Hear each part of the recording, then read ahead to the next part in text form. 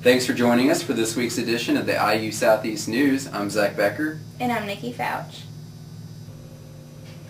Last week, Dr. David Hurst, author of Skull Wars, was on campus for the Common Experience held in the Yockel Center. This event was held on Tuesday, March 4th from 7 to 9 and was open to the public. Our own reporter, Erica Sellers, had the chance to talk with the author about his book. This is a book and a talk about the Great American Skull Wars between Indian people and those non-Indians like me who find them so fascinating. We want to study them, we want to learn about them, we want to write the histories. And part of this story, of course, is about battlefields and massacres, and bones and stones. Thomas Harvey is standing there. He's an okay pathologist. But he's got this brain, and the first thing he thinks is, Christ, this is the brain of all brains.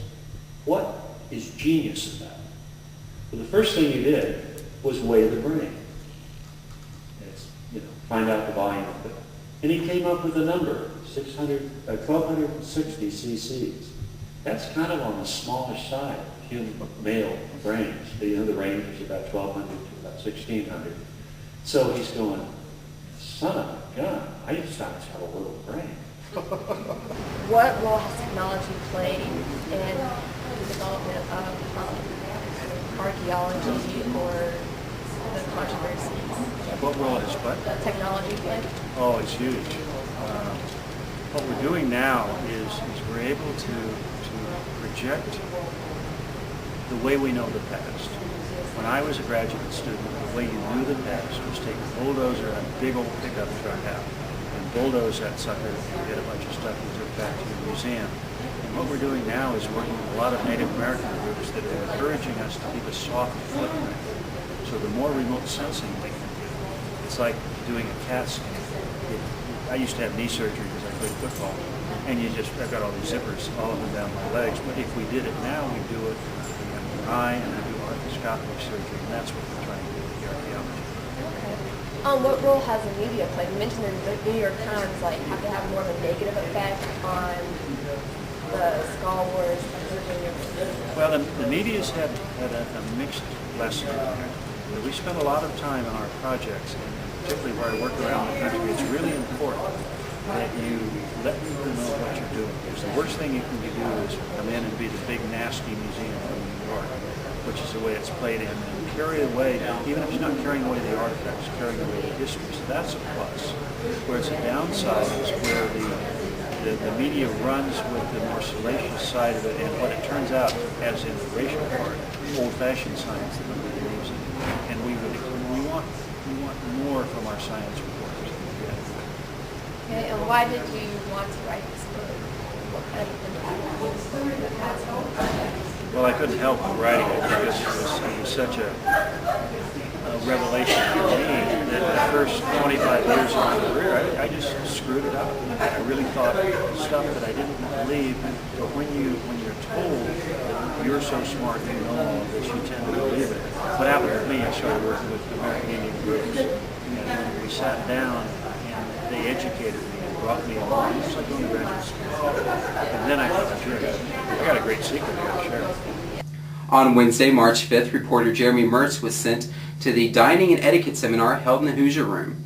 This event was to help students learn the proper skills and etiquette for conducting job interviews. What's the importance of having etiquette when dining?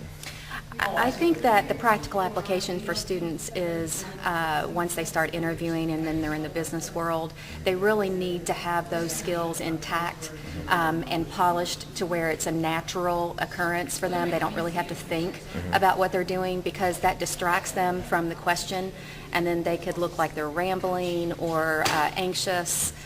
Because they're focused on their plate instead of what the interviewer is saying. Okay. What I think students don't understand is that when an employer brings them to a dining environment, he's not wanting to pay for a meal for them to be nice. He's wanting to see them in a different environment. And he wants to see how they act when they're in a more normal circumstance, like over a meal, rather than when you're in an interview, you sit up straight, you know exactly what to say. Exactly. But when we're eating, we kind of revert back to how we do it on a regular basis, and that's what they want to see. I would hope to be able to learn some proper etiquette and maybe just know how to really network and just be able to really show yourself professionally to either a interview or just to maybe a business party or something like that. Okay, so it's more of a networking thing than learning how to eat in public. Yeah, and I mean that's a bonus part too, because I believe the instructor also mentioned that she's going to have some history of the etiquette eating and different cultures and all that, and I would like to learn that too. So. Okay, what's the benefit to having these events for students? Well, many students are unfamiliar with dining etiquette, and in today's society, many employers, as part of the employee selection process, will take a candidate out for lunch in an effort to see how refined they are in terms of their ability to dine and to be in a dining setting when they're working with clients and customers. How often do y'all have these sort of events like this? We do this once a year. It's Once a called year. the Grad Finale Program. We typically do it in the spring semester so that it's right before graduation.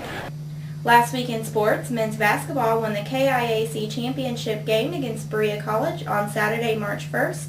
And on Wednesday, they will travel to the NAIA Division II National Tournament to play the College of Ozarks in Point Lookout, Missouri. Also in sports last week, the men's baseball team beat Cardinal Stritch in a doubleheader 4-3 and 9-1. IU Southeast softball defeated the University of St. Francis in a doubleheader on Saturday, March 1st, 13-10 and 11-1. And men's tennis also played on Saturday and won against Oakland City 6-3. Some upcoming events this week include the showing of the Caswell Sisters. The award-winning violin group will be here on March 14th and play at 7:30 in the Ogle Center. Tickets will be $10. Also next week, Thaddeus Rex, an accomplished musician, martial artist, and singer, songwriter, and actor, will perform on Tuesday, March 18th at 10 and at noon. This event is part of the Chase Children's Series and is free to all students and teachers, and reservations are required. Well, that's going to wrap it up for this week. Thanks for watching.